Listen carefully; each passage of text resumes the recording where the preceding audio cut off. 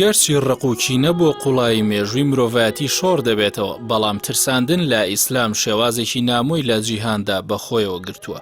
ئەگیناس چۆن تێدەگەین لەوەی کە ڕاستڕەوانی پەڕگیر پەتایەکی جیهانی کە ملیۆنان کەسی تووشی بوون دەکەنە چەکی هێرشکردنە سەر ئیسلام و موسڵمانان.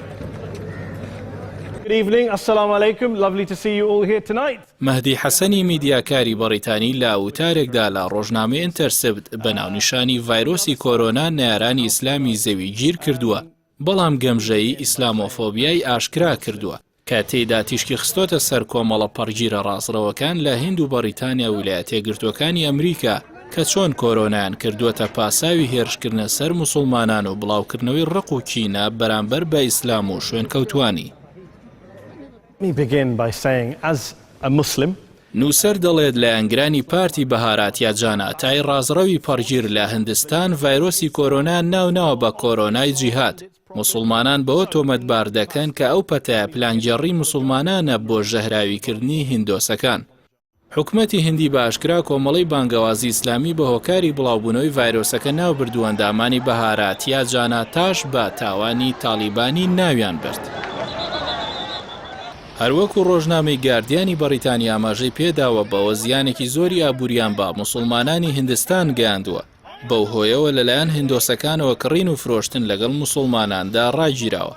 تەنانەت خۆبەخشانی موسڵمانیان ناوناوە تیرۆرستانی ڤایرۆسی کۆرۆنا کە خواردن و یارمەتی دەگەێنە هەژاران، تۆمەتباریان دەکەن بەوەی کە ڤایرۆسەکە تێکەڵی خواردن دەکەن. بەوتەی نووسەر ئەو هێرشی تۆمەتبارکردنە تەنیا ئاژاوەچی و ناسیۆنالیستە هندۆس و سیاسیەکان لە پشتیەوە نین، بەڵکو کەناڵە بەناوبانگەکانیش پەرەی پێدەدەن.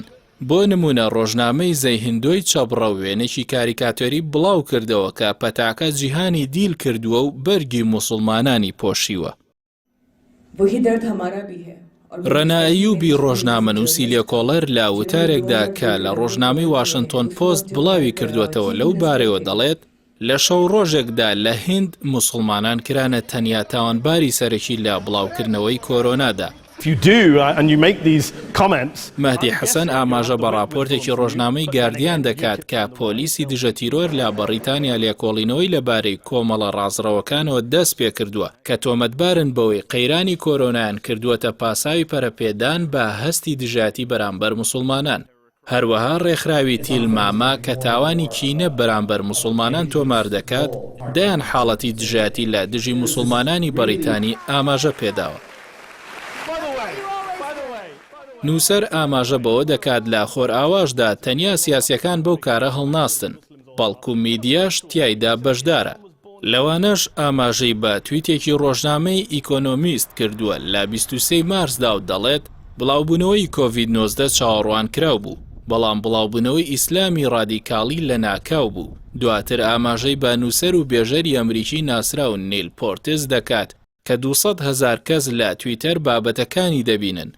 دەڵێت ئایا تۆ بڕوا دوایە کە ڤایرۆسی کۆرۆنا خراپە؟ چاوەڕێ بکە تاکو موسڵمانان لە ئەمریکادا دەبنە زۆرینە، ئەو کاتە بیری ئەم کاتە دەکەنەوە. نووسەر لەگەڵ نیشاندانی ئەم وێنە پەڕگیرانەدا ئاماژە بەوە دەکات کە کۆرۆنا دەمامکی ڕووی ڕاستەقینە و گاڵتەجاڕی ئەو پەڕگیرانەی نیشاندا. ئەوە بوو فەڕەنسا و نەمسا لە ساڵەکانی 2011 و 2017دا پۆشینی نیقابی کردە تاوانی یاسایی.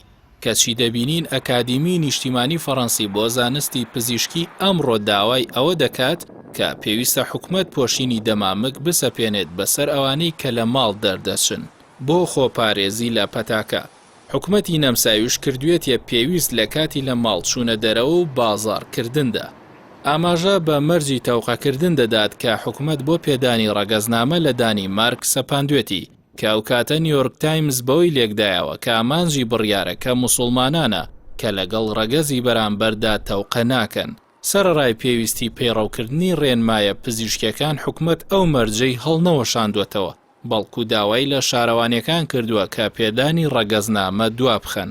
مەهدی حەسەن لە کۆتایی وتارەکەیدا دەڵێت تا چەند مانگی تر جیهان بەسەر ڤایرۆسی کۆرۆنادا سەر دەکەوێت، بەڵام کاتی زۆر درێژتری پێویستە بۆ سەرکەوتن بەسەر نەخۆشی ئیسلامۆفۆبیادا.